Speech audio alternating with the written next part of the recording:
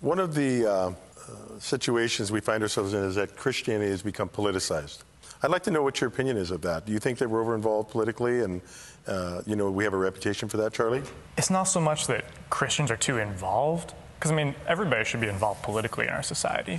It's that, this might sound kind of cynical. I don't mean this to belittle Christianity, but in a way, Christianity is a brand, and for most non-Christian Americans, that brand has become associated with one particular political party and with this kind of litmus test of social issues. Mm-hmm. And so it's kind of like there's all this extra baggage that has nothing to do with being Christian, has nothing to do with spirituality or theology, but in people's minds, those two things are so linked right now. Mm-hmm.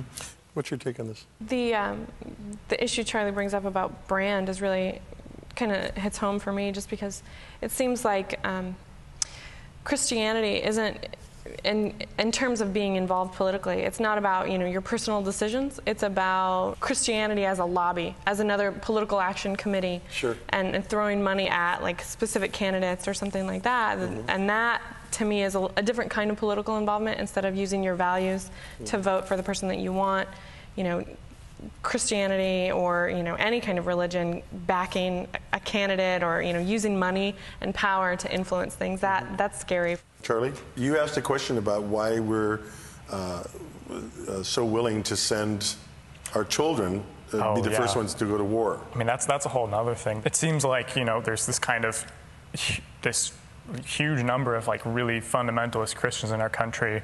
They say they're Christians, but they're always the first to send their sons out to war to go kill other parents' sons. I don't know if it bothers me more that Jesus really does think that you should not kill innocent people, and Christians are just willfully ignoring that because it's morally inconvenient right now, or whether they're actually correct in thinking that it is okay to kill innocent people. When I read the Bible, when I read the Gospels, that seems like the exact opposite of what Jesus is teaching. Mm-hmm. He says, turn the other cheek. He says, if somebody asks for your coat, you give it to them. He was just meant that spiritually, Charlie. You can't know these things. I didn't know the context. Can I jump in here? Please. I would agree completely with what Charlie's saying, and that frustrates me because I don't feel that it's actually a majority of Christians who feel that way, mm-hmm. but there's a silent majority among Christians who don't feel that way. So mm-hmm. it's a very few fundamentalist, right-wing people who are always standing up talking about the same issues, and the rest, everybody else, just kind of follows along because I think that there's this belief among the rest of Christians that that is the way that everybody feels. I think that there is a very loud minority that is speaking for the entire breadth of American Christians who are saying that this is what you should believe, this is why you should believe it, and if you don't believe it, you're not a true Christian. Each of you ended up here partially because you know Christians. What was it about those people? Charlie, what was it about? I love Christians. You live in a community of Christians. I live in a community of Christians, and they're all wonderful, fantastic people. I don't think anybody dislikes particular people. I think the problem is that for a lot of people in America, Christian doesn't mean my neighbor next door. Right. Christian doesn't mean, Sally from The Office. Right. Christian's this kind of monster, this big monolithic entity that's just consuming everything in society. And, it's something that I think even Christians are bothered by. I think we're picking up on that, yeah, right. What about you?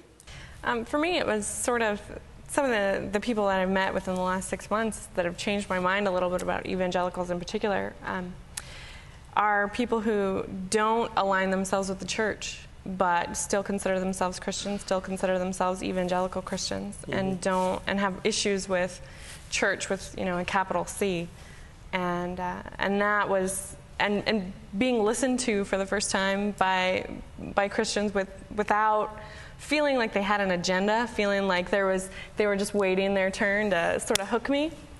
That's a different experience. It feels like there's an assumption that atheists or agnostics have nothing to contribute to the conversation. And I think that a lot more could be gained on both sides if we were all a lot more willing to listen. So I don't think that goes for just Christians. I think that atheists and agnostics and people of all faiths. Charlie, if you thought Christians would listen, what would you say to them? Okay, I would say read the Bible But don't just read the Bible, because there's a lot of stuff in the Bible, and I don't agree with half of it. Okay, so read the parts of the Bible that you agree with. I would say read the red letters. Read the red words letters. that Jesus said. Okay. Not just, believe in him and get saved. Read what he preached in the Sermon on the Mount and really think about that. Okay. And then try and act that out and live that out. Okay. And You believe Jesus was a historic person? Yeah. He lived. Oh, yeah. Okay. You take those words. even if he wasn't, I don't think that matters. Okay. I mean, It's still a good idea. But it's some of what he still did.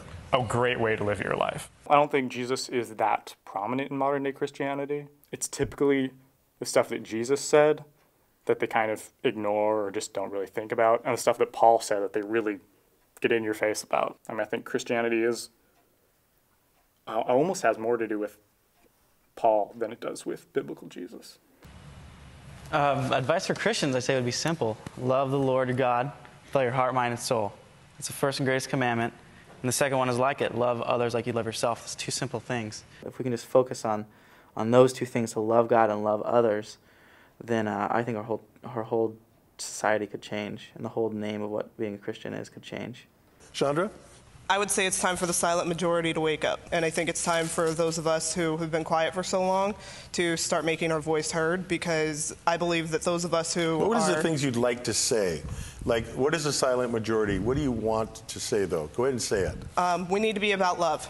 I think that Christians, that what's portrayed too much is hate. Hate for homosexuality, hate for abortion, hate for all these other issues. Okay. And I think that there's a lot more of us out there who don't believe any of that. While I believe that there is a majority of Christians who believe that homosexuality is wrong, I don't believe that the majority of Christians are trying to force that agenda onto people who, A, don't claim to be Christians, or B, who are living that lifestyle. So just tell us what you'd like to say to Christians if you thought we would listen. Talk less, listen more, and don't just listen waiting for your turn. Do more, and that means, not just in terms of throwing your money at something that you believe in. Actually do it. Don't invite me to church, invite me to volunteer with you. Show me. If you really want to convert me and you really think that I need to be saved, I'm going to be a lot more compelled to believe anything you have to say, and a lot more compelled to listen to you if instead of asking me to go to church, you ask me to go volunteer with you, or ask me to go and serve other people and really carry out the actions and practice your faith versus just go to church and listen to me because I believe this guy and listen to what this guy has to say because he's right. Can we please say thank you to these wonderful people?